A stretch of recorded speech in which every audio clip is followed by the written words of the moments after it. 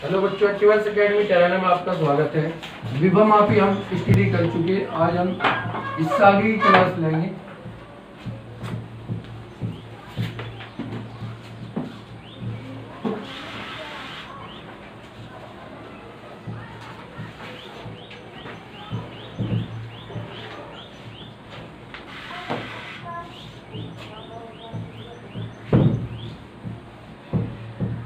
इससे आगे जो आज की क्लास में आपका होगा वो क्या है, वो है आपका विभव मापी के अनुप्रयोग कि विभव मापी का अनुप्रयोग कहाँ कहाँ होता है, और इसे मैं बड़े शॉर्ट में समझाने वाला हूँ।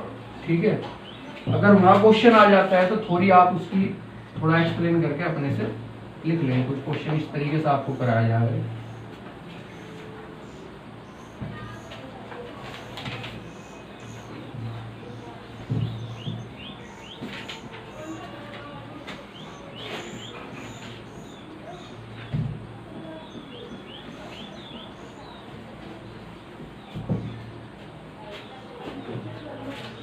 तो दो सेलों के वैद्युत वाहक बलों की तुलना करना, वो काम जो है इसके द्वारा होता है।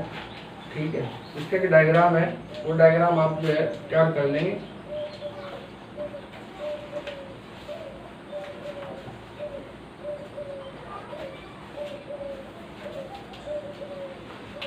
कि मान लीजिए कुंजी के यहाँ लगी हुई है,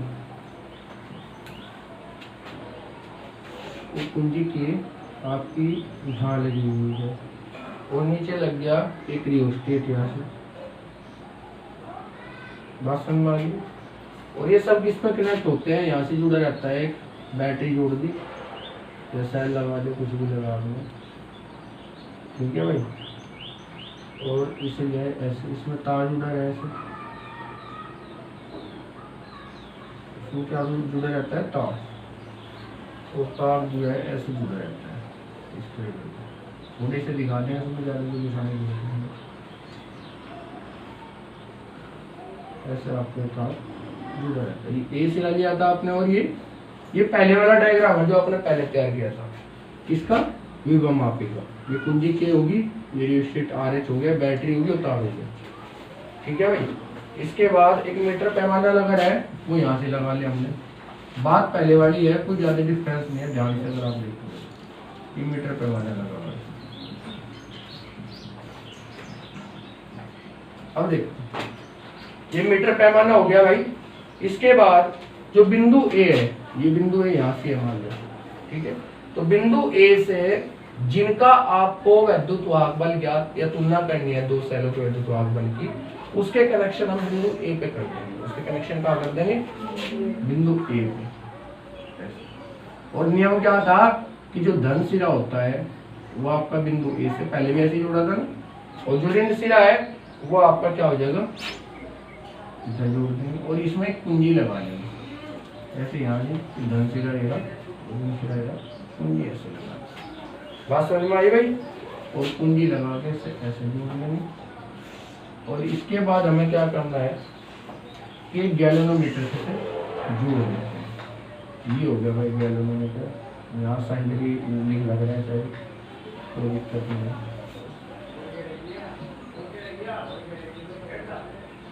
ये साइड होगा, ठीक है भाई। और इसमें क्या करेंगे, एक जोकी से जोड़ देंगे। क्या करेंगे, से जोकी से जोड़ देते हैं गैल्वेनोमीटर। अब तक की कहानी ऐसे थी, ये आपने पढ़ी थी, ये आपको पढ़ाई गई थी। ठीक है, चेंज बस एक हुआ है पहले और इस डायग्राम में, बस एक चेंज। चाहे तो आप पहला जो डायग्राम बना रखा वही डायग्राम बना के और नीचे दो सेल क्या करते हैं, दो सेल। मान लिया इसका वैद्युत वाहक बल आपका E1 है और इसका क्या है, एक कुंजियों के नाम रख दो इनके। मान लिया कुंजी K2 नाम रख दिया इसका, दोनों कुंजियों का। ठीक है, क्योंकि एक स्थिति में केवल एक ही होना होगी, बात समझ में आ गई। ठीक है भाई, अब देखो क्या करते हैं कि पहले वाला सारा कुछ जो कुछ किया सब पहला, कोई अब कोई चेंज नहीं है। हमें तुलना करनी है, तुलना करने के लिए हम क्या करेंगे कि ये आपका पूरा पूरा डायग्राम हो गया पहले जैसा ही है, बिल्कुल सेम, कोई भी चेंज आपको नजर नहीं आ रहा। अब हम क्या करेंगे तुलना करने के लिए कि जिस सेल का आपको विद्युत वाहक बल याद करना, मैं पॉइंट पे बात कर रहा हूँ। और सब तो पहले मैं समझा चुका कि ये गैल्वेनोमीटर लगा रहता है, इसमें कुंजी लगी है, रियोस्टेट लगा रहे, ये नहीं मानते, इसमें एक तार लगा रहा है जिसे 1-1 मीटर के टुकड़े को लकड़ी के फट्टे को बिछा के रखते हैं। सारा कुछ आपका पहले हो चुका है। मैं मेन पॉइंट पे बात करता हूँ। मेन पॉइंट है कि बिंदु ए पर सेल जुड़े रहते हैं जिनका विद्युत वाहक बल ज्ञात करना है। ऐसे कर देते, तो आपको क्या करना है कि मान लिया पहले सेल का विद्युत वाहक बल ज्ञात करना है, इसका विद्युत वाहक बल E1 है, तो इसमें क्या करेंगे, कुंजी K2 के द्वारा इसे ऑन कर देंगे और इसे बंद कर देंगे। इसकी कुंजी नहीं खोलनी, इसे बंद रखेंगे। तो इसे जैसे आप ऑन करोगे तो ये विद्युत वाहक बल E1 का मान निकल के आ जाएगा। आपको वो पता तरीका क्या होगा, तरीका सबको पता है ना कि भाई J1 पे स्पर्श कराते हैं, J2 पर स्पर्श कराते हैं, ये नहीं मानते। J1 पे जो विक्षेप होना चाहिए वो एक सुई में होना चाहिए, विक्षेप एक दिशा में, और जब J2 पे स्पर्श कराओगे तो दूसरी दिशा में विक्षेप होना चाहिए। अगर ऐसा नहीं है तो फिर आपको जो है कनेक्शन में कोई प्रॉब्लम है, उसे फिर दोबारा टाइट करेंगे कनेक्शन में। सब कुछ आपको पहले ही बता चुका, मीटर सेतु में बता चुका आपको, ठीक है। तो उनके मध्य में जो है ना कोई बिंदु J हम काउंट कर लेते हैं जो शून्य विक्षेप की स्थिति पर होता है, और जिस बिंदु पे J होगा तो A और J का जो विद्युत वाहक बल है, ठीक है, वो आपका किसके बराबर होता है, A और J के बीच का जो विभवांतर है वो सेल के विद्युत वाहक बल के बराबर होगा। उसे काउंट कर लेंगे तो आपको E1 का मान मिल जाएगा। तो E1 का मान मिल जाएगा भाई आपको। E1 का मान मिल जाने के बाद E1 का मान आपको प्राप्त हो गया। अब हम इसे बंद कर देंगे, अब इसे खोल देंगे, अर्थात इसे ऑन कर देंगे कुंजी K2। अब ऐसे E2 का मान निकाल लेंगे, और जब E1 और E2 के मान आपके पास निकल कर आ जाएंगे बेटा, उसके बाद क्या करेंगे हम, मान लिया E1 का मान कितना आया निकल का आपका KL1, कितना आया KL1, भाई AJ का मान L1 हो गया आपका, ठीक है, और K क्या होगा आपका विभव प्रवणता है, ठीक है, और E2 का मान कितना निकल गया KL2, कितना हो गया विभव प्रवणता तो समान ही रहेगी, L1 और L2 बदलेंगे बस, ठीक है। तो अगर मैं इनका अनुपात निकाल दूं तो E1 बटे E2 बराबर हो जाएगा आपका L1 बटे A से किया गया, तो E1 बटे E2 बराबर हो जाएगा आपका L1 बटे। बात समझ में आई भाई? तो ऐसे हम तुलना कर लेते हैं विद्युत वाहक बल। समझ में आया डायग्राम? ठीक है, तो ये था आपका दो सेलों के विद्युत वाहक बलों की तुलना करना। सबसे पहले तो चल रहा है विभव मापी के डायग्राम बना लेंगे सर।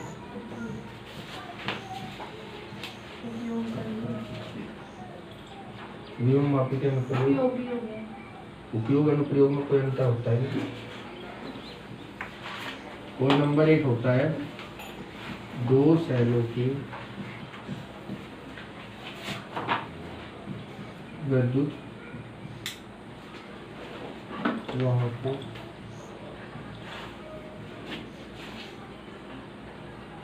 विद्युत वाहक बलों की तुलना।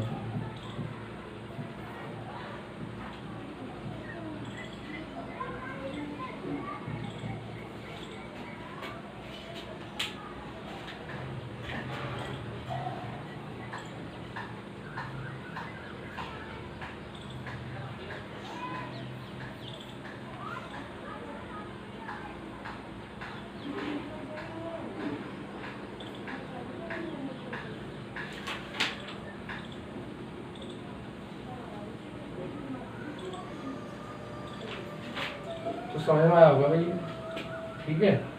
तो ऐसे जो हम इसे कर लेते हैं। तो बच्चों नेक्स्ट अनुप्रयोग अब हम स्टडी करेंगे कि दो सेलों का आंतरिक प्रतिरोध की तुलना करना। दोनों सेल के आंतरिक प्रतिरोध की तुलना करना या आंतरिक प्रतिरोध ज्ञात करना। किसी सेल का क्या होता है, एक ही सेल का क्या, ठीक है। तो सेकंड पॉइंट है आपका भाई, किसी सेल का आंतरिक प्रतिरोध। इसके बाद आपका भाई ये यूनिट खत्म हो जाएगी, चैप्टर आपका खत्म हो जाएगा, और यहीं पे आपका समापन हो जाएगा विद्युत क्षेत्र, विद्युत विभव, विद्युत धारा या वैद्युतिकी। किसी सेल का आंतरिक प्रतिरोध ज्ञात करें। फिर इसके आपकी न्यूमेरिकल चलेंगे,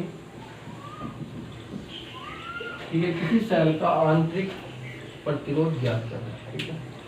इसका डायग्राम बिल्कुल पहले जैसा, पूरा डायग्राम पहले जैसा बना दो। बस चेंज क्या होगा कि मैं आपको बता दूं कि यहाँ बिंदु ए लगा हुआ था, तो यहाँ चेंज है, यहाँ आपका सेल लगा हुआ था ये, और पूरा डायग्राम ऐसे ही बनेगा, कोई भी चेंज आपका नहीं रहना। मैं पूरा डायग्राम ही आपको दिखाया। ठीक है, ये सेल ऐसे लगा के ऐसे कनेक्ट कर दो। एक प्रतिरोध बॉक्स लगा दो। प्रतिरोध बॉक्स को सबसे लगाना आता है, तो पहले भी लगवाया, पहली बार तो मैं लगवा रही है, पहली बार नहीं लगवा रहा, दूसरी बार लगवा रहा। तो यहाँ आपका K2 हो गया पूरी, और भाई इसे ऐसे कनेक्ट कर दो। यहाँ तक तो किसी को कोई प्रॉब्लम नहीं होनी चाहिए। उसके बाद पहले की तरह ये गैल्वेनोमीटर हो गया, सेंटर में लगा हुआ है, और इसके बाद आपकी थी यहाँ से यहाँ जहाँ भी आपको तारना है। ठीक है, इधर का डायग्राम आप अपने से तैयार कर लो। आगे का जो चेंज हुआ मैं आपको दिखा दूँ। इसे ऐसे कोई नियम नहीं है, मैं इसे नहीं दिखाना, जैसे पहले यहाँ लगा होता है आप सेम टू सेम ऐसे दिखा लो, कोई दिक्कत नहीं है। बस यहाँ चेंज करा कि मैंने क्या करा, एक जो दो आग वाले लगे थे, नीचे वाले को हटा के यहाँ से प्रतिरोध बॉक्स लगा दे, एक कुंडी K2 लगा दी।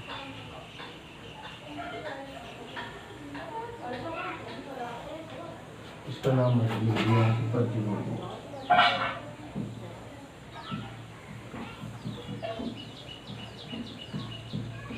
एग्जाम का तो बचे नहीं बच्चों, लेकिन ये है कि इन क्वेश्चंस का पता कुछ नहीं होता निकल कहाँ जाए।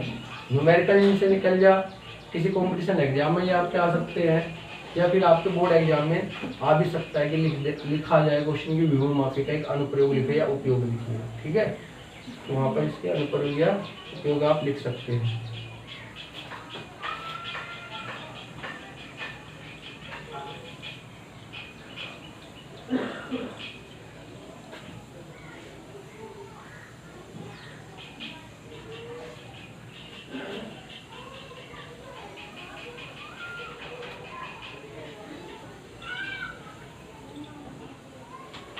देखो भाई, आ जाओ यहाँ से बोर्ड पर समझ लेंगे क्या क्या हो रहा है। कि इसमें हमने बैटरी B1 ली, विद्युत वाहक बल E लिया, A से जोड़ दिया, और B1 के ऋण ध्रुव को RH से, जैसे पहले जोड़ता रहे थे, ऋण सिरे को RH से जोड़ देंगे और धन सिरे को आगे बिंदु A से जोड़ देते हैं।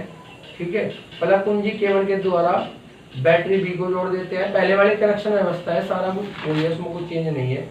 उसके बाद एक ऋण ध्रुव को क्या करेंगे, जो सेल आप यूज करें उसे ऋण ध्रुव को G से जोड़ते हुए, G तो पता होगा आपको है, और एक जो कि J से जोड़ देते हैं, जो कि मीटर पैमाने पर रीडिंग देती है आपको। ठीक है, ये सब आपने पहले लिख रखा है। प्रयोग विधि क्या है वो समझेंगे मैं। कि हमने क्या करा, K1 प्लग को हटा के उसे ऑन कर लिया, तो K1 ऑन है, K1 ऑन है। जब K1 ऑन है तो स्थिति से शॉर्ट में लिखा दूंगा मैं आपको कि जब K1 ऑन है तो K2 क्या है आपका ऑफ है। K2 को क्या रखना है, ऑन ऑफ तो समझ में आ रहे होंगे भाई। हाँ, तो ऑफ है, बंद है K2। तो जो कि ये कोई विभव के तार पे खिसका के क्या करेंगे, शून्य विक्षेप स्थिति प्राप्त कर लेते हैं। और इस स्थिति के निकट पहुंचने के बाद हम संख हटा लेंगे। संख का मतलब ये है कि भाई अब उसे खिसकाना नहीं है, वहीं के वहीं से रखना है, हटा लेते हैं और शून्य विक्षेप स्थिति ज्ञात करते हैं। सिरे A से शून्य की विक्षेप स्थिति कितनी है भाई, जैसे पहले लेकर थे दूरी कितनी है, L1 है। कितनी दूरी है, L1। तब सेल का वैल्यू को आप बार ज्ञात कर लेंगे और वो हो जाएगा E बराबर K1। ये तो पहले भी क्या हमने, ये नहीं क्या। अगर अनुप्रयोग आता है तो जैसे ये लिखना कार्यविधि ऐसे लिखना, पहले वाले में ऐसे लिखना कि K1 को ऑन किया, K2 को किया ऑन करने पे जो है जो की को खिसका खुशबू के जो है ना शून्य विक्षेप स्थिति ज्ञात कर लेते हैं, तब E1 बराबर क्या। ठीक है, उसमें कुछ थोड़ा चेंज था कि पहले तो E1 का मान E1 को कंसीडर कर लेते, E2 को कंसीडर कर लेते। ठीक है, बात समझ में आई भाई। अब क्या करेंगे, अब K2 को ऑन कर लेंगे, ये तो प्रथम स्थिति है। अब करेंगे हम K2 को, क्या करेंगे भाई, K2 को ऑन कर लेंगे। तो K2 को जैसे आप ऑन करोगे तो क्या होगा भाई, K2 को ऑन करा और K1 को क्या कर दिया आपने, ऑफ नहीं कर रखा। K2 को आपने ऑन कर दिया, K1 ऑन का ऑन है, क्योंकि K1 ही अगर ऑन ऑफ हो गया तो फिर ये पूरा सिस्टम ही बेकार हो जाएगा। ये तो सिस्टम हम लेके चले, समझाने के लिए लेके चले कि इतना काम होने के बाद अब हमने K2 को ऑन करा। ठीक है, तो बॉक्स की सहायता से क्या करेंगे, एक उपयुक्त प्रतिरोध लगा लेंगे। बॉक्स की सहायता से एक उपयुक्त प्रतिरोध मान लिया R लगा लिया हमने, कितना लगा लिया R। आर लगा लेते हैं और ज्योति की सहायता से अब दोबारा शून्य विक्षेप की स्थिति ज्ञात करते हैं। क्या करते हैं? दोबारा शून्य विक्षेप की स्थिति ज्ञात करते हैं। मान लो ए से कितनी दूरी पा रही? L2 दूरी पर, तो अब V का मान हो जाएगा आपका K कितना हो जाएगा? K। ठीक है भाई, पहले की तरह तुलना जब तुलना करनी होगी तो इनकी क्या करेंगे? E बटे V बराबर K बटे L1, K से K कट गया L1 बटे, बात समझ में आ गई? यहाँ तक तो किसी को दिक्कत नहीं होनी चाहिए, बात समझ में आ गई? क्लियर है भाई? तो अगर हम क्या करें कि भाई आपने R ओम का प्रतिरोध लगा दिया, E वोल्ट की बैटरी, आपको बैटरी वहां की वहां लगी हुई है और वहां से विद्युत धारा का मान अगर आप निकालें और प्रतिरोध बॉक्स के द्वारा एक आपने फिक्स प्रतिरोध इसमें यूज कर दिया, ठीक है? तो अब हमने क्या कर रहे हैं कि अगर हमें I निकालना है तो I बराबर हो जाएगा E बटे capital R plus small r। Small r क्या है? आंतरिक प्रतिरोध है सेल का। क्या है आपका ये? आंतरिक प्रतिरोध। हाँ, तो कहने वाली धारा I बराबर कितनी हो जाएगी? इतनी हो जाएगी। E का मान अगर मैं निकालूं तो कितना हो जाएगा? I ब्रैकेट में R प्लस स्मॉल r हो जाएगा, नहीं हो जाएगा भाई? तो E का मान कितना हो गया? I ब्रैकेट में R प्लस R। बात समझ में आई? अब ऐसे अगर V का मान मैं निकालूं तो V बराबर क्या होगा? IR। V बराबर क्या होता है? ये मान आप यहाँ रख देंगे और मान रख के इसे सोल्व करेंगे और फिर देखो स्मॉल r का मान आपका कितना आता है। ठीक है, बात समझ में आई भाई? तब सोचें तो E बटे V बराबर E का मान कितना? I R plus small r, इसका मान कितना? IR तो बराबर L1 बटे। ठीक है भाई, I ब्रैकेट में R प्लस R और बटे IR और बराबर कितना आ गया आपका? L1 बटे L2 आ गया भाई। ठीक है, और या फिर L1 बटे L2 आप छोड़ भी सकते हैं, कोई दिक्कत नहीं है। इसे हमने साइड में रख लिया, ये आपका निकल का आ गया I से I। हमें स्मॉल r का मान निकालना है, किसका मान निकालना? तो E बटे V इंटू कैपिटल R तो यहाँ आ गया आपका capital R plus small r बचेगा। इसे इधर ले आओ, R बराबर हो जाएगा R कॉमन E बटे V माइनस 1। बताओ यहाँ तक इसी को स्मॉल r बराबर क्या हो गया? कैपिटल E बटे V माइनस 1। यहाँ तक तो कोई प्रॉब्लम नहीं है।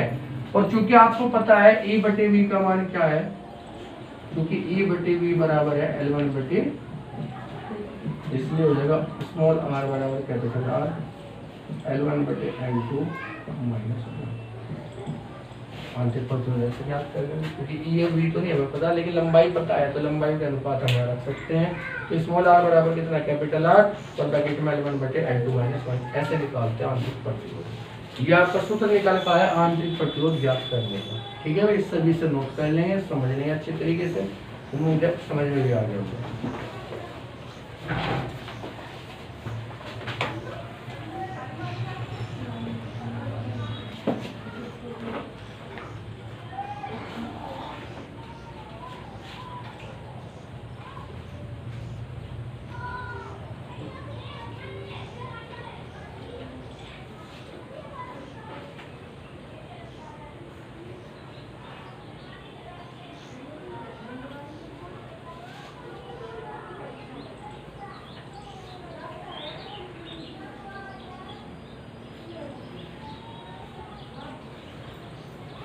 एक आगे क्वेश्चन दे रखा, कभी कभार 1 या 2 नंबर में आपका जाता है कि विभव मापी की वोल्टमीटर से श्रेष्ठ है।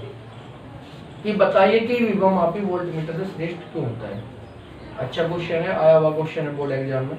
तो 2 नंबर में क्वेश्चन आपका आया था कि विभव मापी को वोल्टमीटर से श्रेष्ठ क्यों मानते हैं। इसके 2 कारण है, छोटा छोटा सा ये शॉर्ट में समझा दूंगा, फिर आप इसे अपना नोट ही करते रहिए।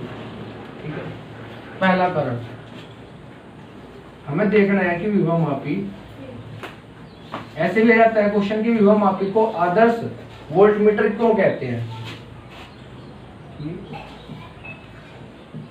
वोल्टमीटर से श्रेष्ठ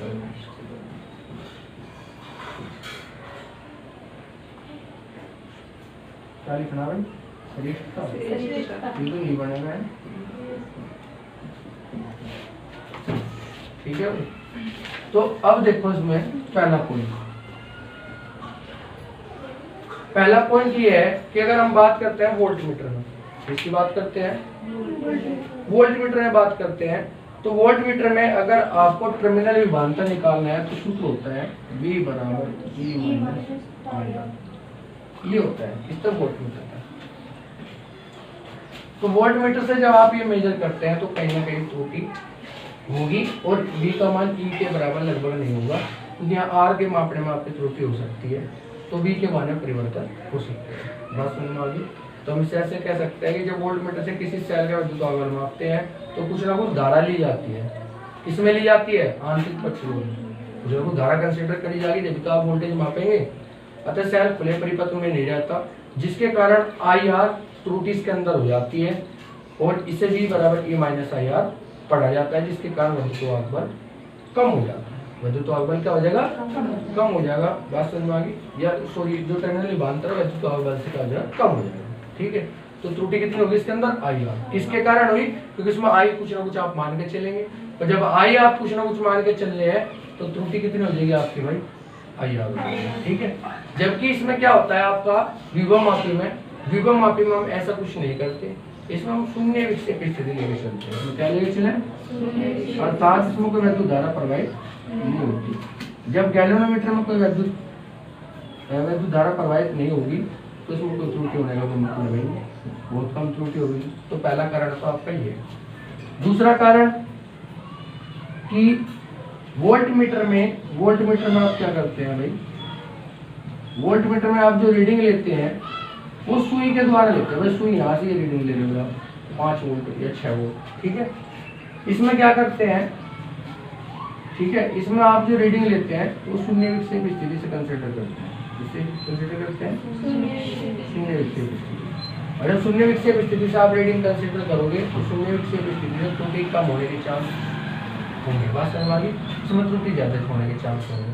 तो इस प्रकार हम कह सकते हैं कि विभव मापी वोल्ट मीटर से श्रेष्ठ होता है। तो 2 पॉइंट आपको बताए। पहला पॉइंट कि उसके अंदर V बराबर E माइनस IR होता है, अर्थात कुछ ना कुछ धारा प्रवाहित जरूर करानी पड़ेगी, और जब धारा प्रवाहित होगी तो उसके अंदर त्रुटि IR होगी।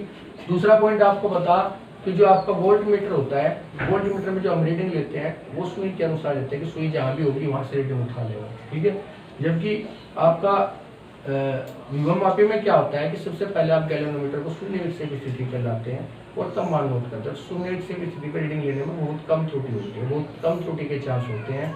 ठीक है, इसी कारण हम विभव मापी को श्रेष्ठ वोल्ट मीटर से श्रेष्ठ मानते हैं, या विभव मापी को आदर्श वोल्ट मीटर कहते हैं। बात समझ में आ गई भाई? तो ऐसा आप इसे कर लेंगे। बस भाई आपका जो है चैप्टर आपका समाप्त हो गया। तो बच्चों आज की क्लास आपकी यहीं तक। इससे आगे कल जो है हम स्टडी करेंगे न्यूमेरिकल प्रॉब्लम्स जो पिछले चैप्टर में रुके हुए हैं। तो आज के लिए थैंक यू, धन्यवाद। अगर वीडियो आपको पसंद आए तो लाइक करें, शेयर करें।